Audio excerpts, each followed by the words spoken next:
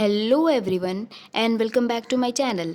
तो आज हम मेट्रो अमेरिका के मेडिसिन एथुजा सिनेपियम के बारे में पढ़ेंगे। एथुजा एक बहुत अच्छी चिल्ड्रन रेमेडी है। ये एक बेस्ट रेमेडी है for vomiting in children specially during dentition and in hot summer weather. मतलब एथुजा बच्चों के लिए एक बहुत अच्छी दवा है, स्पेशली जब उनके दांत निकलना शुरू हो रहे हों और हॉट समर का वेदर हो, और स्पेशली उन बच्चों के लिए जो मिल्क बियर नहीं कर सकते, चाहे वो मदर मिल्क हो, काउज मिल्क हो या फिर बॉटल मिल्क हो, और उनके समर डायरिया और कॉलेरा इन्फेंटम के लिए भी इथुजा एक बहुत अच्छी दवा है।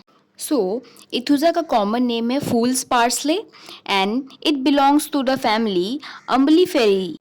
इथुजा के कौन कौन से पार्ट्स इंपॉर्टेंट होते हैं या एग्जाम में पूछे जाते हैं उसके बारे में हम डिस्कस करते हैं। तो इम्पॉर्टेंट होता है इथुजा का कॉन्स्टिट्यूशन, उसका मेंटल भी थोड़ा इम्पॉर्टेंट होता है जो कि एलन में सिर्फ 1 लाइन का है।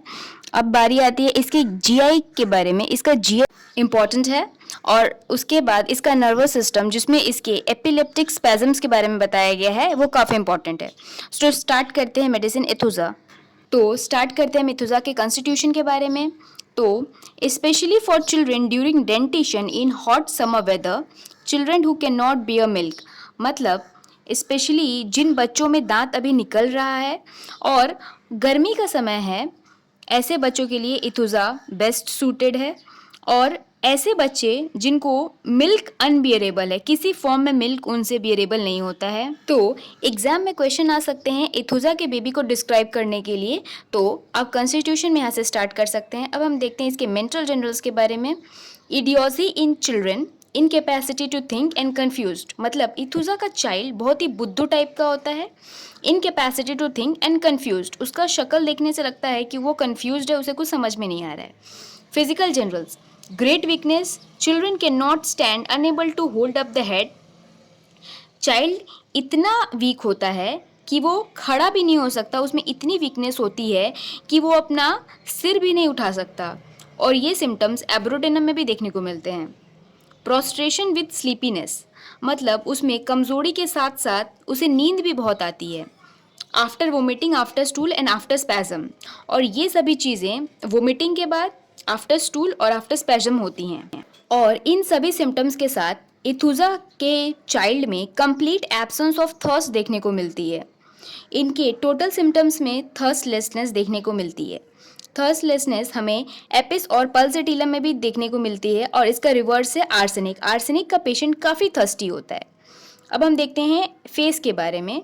इसका face an expression of great anxiety and pain, इसके चेहरे पर एक चिंता का भाव रहता है, और इनकी कंडीशन ड्रॉन होती है, और इनके लीनिया नेजालिस वेल मार्क्ड होते हैं। लीनिया नेजालिस नाक के कोनों से होठ के कोने तक के एरिया को लीनिया नेजालिस कहते हैं, और इनके शक्ल पे पेन और एंजाइटी की भावना साफ दिखाई देती है, और इनके नोज के एंड के एरिया में हर्पेटिक इरप्शंस दिखाई देते हैं। अब बारी आती है इनके जीआई सिम्टम्स के बारे में, जो कि सबसे ज़्यादा इंपॉर्टेंट है।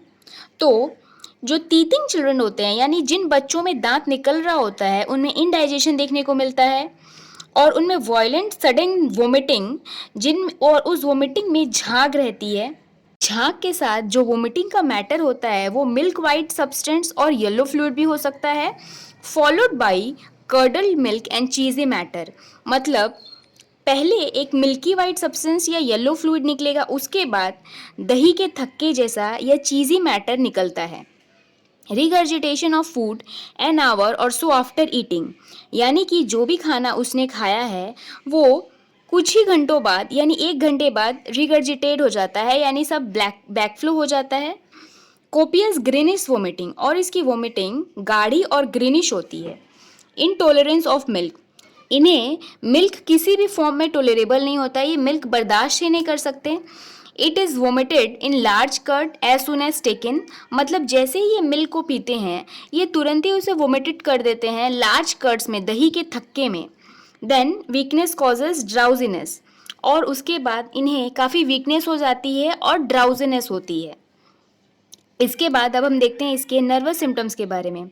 Epileptic spasm with clenched thumbs, मतलब जब इन्हें एपिलेप्टिक स्पैज़म्स आते हैं तब इनका अंगूठा एकदम क्लेंच्ड हो जाता है, इनका फेस रेड हो जाता है और आईज टर्न्ड डाउनवर्ड हो जाता है। प्यूपिल फिक्स्ड एंड डायलेटेड, और इनकी जो माउथ है उससे फोम आने लगती है, इनके जॉज लॉक्ड हो जाते हैं, pulse small and hard and quick, देखने में लगता है, ऐसा लगता है कि ये उस बच्चे की अंतिम स्थिति ही हो। मोडालिटीज़, एग्रावेशन, तो इसका एग्रावेशन आफ्टर ईटिंग और ड्रिंकिंग के बाद होता है। आफ्टर वोमिटिंग, इनको वोमिटिंग करते ही इनको वीकनेस, ड्राउजीनेस की कंडीशन आ जाती है। आफ्टर स्टूल एंड आफ्टर, और इनके रिलेशनशिप में ये सिमिलर हैं एंटिम क्रूड, आर्सेनिक, कैलकेरिया और सैनिकुलर से। हम इनके कंस्टिट्यूशन और इनके वीकनेस के बारे में कंपेयर कर सकते हैं। ये थी मेडिसिन एथुजा के बारे में आज की वीडियो। ये वीडियो देखने के बाद अब एलन की नोट्स जाकर पढ़ें तो ये जो ड्रग है वो ड्रग पिक्चर पूरे आपके माइंड में अच्छे से बैठ जाएगा। तो आज के लिए इतना ही। मैं इसी तरह की रोज़ अच्छी अच्छी वीडियोज़ लाती रहूँगी। तो अगर आप तक अपने चैनल सब्सक्राइब नहीं किया है तो सब्सक्राइब कर दें और वीडियो को लाइक अवश्य कर दें और अपने फ्रेंड्स के साथ शेयर ज़रूर कर दें वीडियो को। Thanks for watching. मिलते हैं नेक्स्ट वीडियो में।